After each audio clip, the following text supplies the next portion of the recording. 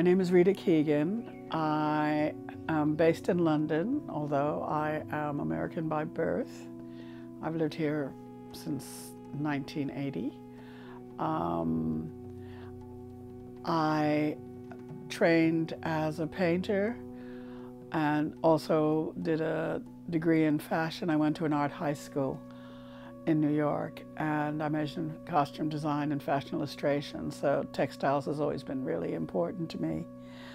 I was invited to participate in the exhibition of Althea McNish, and it was at the William Morris Gallery, and it was in conjunction with Liberty's. And Liberty's had produced her fabric back in the day, you know, and I had known of Althea's work because I used to run an archive at the Woman Artist Slide Library and also at the African Asian Visual Artist Archive, AAVAA. And my brief in both jobs was to collect information of artists of color nationally and internationally. And so I knew about the Caribbean Artists Association, which she was a member of. Sadly, I don't ever think I got to meet her, although I might have met her at Black Arts conferences that the GLC would have put together back in the 80s. So, but her work is amazing. I was sent bits of her fabric to be inspired by. I had seen them in magazines, but to actually hold them. Her artistry is amazing, her line work, her color balances. Some of them are very much of their day. Colors like this, you don't tend to, they aren't necessarily put together. It's very retro, but she makes them work. I call it very WI. But her inspiration, her line, her homage to where she grew up and also where she was living at the time, and her success. It's a shame that one doesn't know more about her, and also that she wasn't encouraged to do painting. But women are very seldom encouraged to do. You're always pushed into the decorative, into decorative art, into fashion, ceramics, and not that there's any hierarchy of art, but it is how it's seen. Work on walls is the pinnacle of Western art, but her stuff is, you could see that in big abstract expressionist paintings. They would just, on the wall, you could just frame her fabric because it is fabulous. I just love her stuff. And, you know, but also to be swathed in yards and yards of this would just be magnificent. Liberty's done an amazing job in keeping her resources and also showing her work again. It's work of a woman artist and work of a woman artist of color. It's amazing to have survived in their archive and them to be aware enough to put it on display. So congratulations, Liberty. And I want more yards.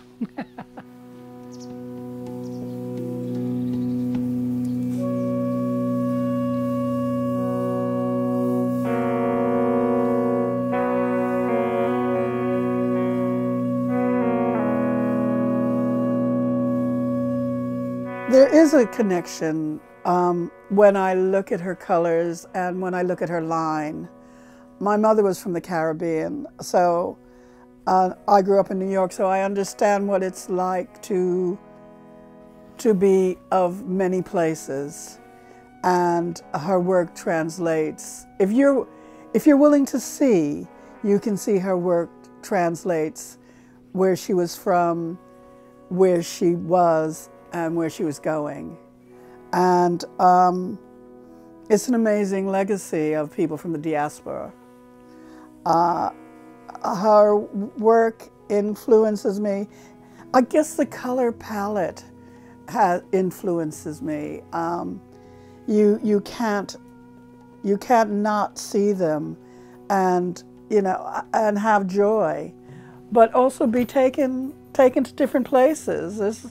This piece in particular is very somber, but also there are elements of the diversity of life, sort of bizarre pomegranates or feathers, or you can read into it so much, and which is as any artwork, if you can get a layering, and her work is layered, her mark making, and her color sense is very much of its time. There's a lot of things, colors that people don't necessarily put together now, that they work. And we have the internet, she didn't have the internet.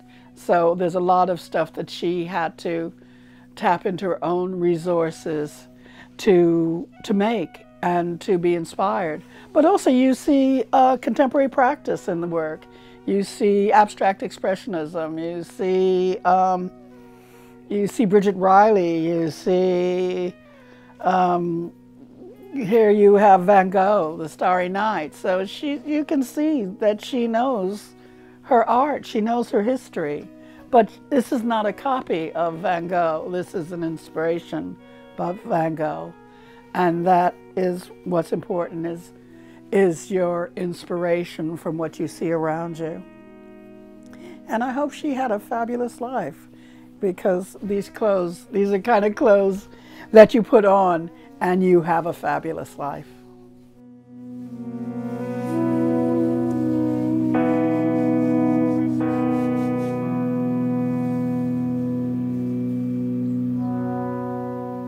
When I was invited to participate in this show and to produce a piece of work inspired by Althea, I was very careful for not to appropriate what she did, and it was really important for me to be inspired, but not colonize her work. So I felt that I wanted to pay homage. I mean, it's easy for me to draw flowers and to do line work and also, but it's very difficult for when one is doing a piece of work for it not to turn into her work. So I felt that I wanted a dialogue with it, which is why I used her fabric verbatim, and I used my hands on her work, and I scanned it on the computer, and because I wanted the truth of the electronic media. I wanted that interaction between me and her colors and her palette.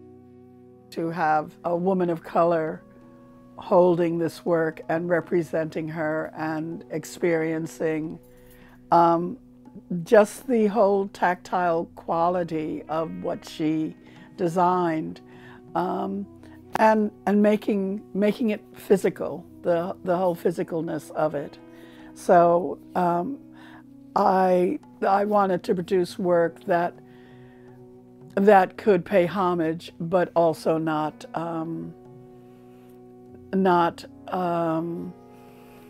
use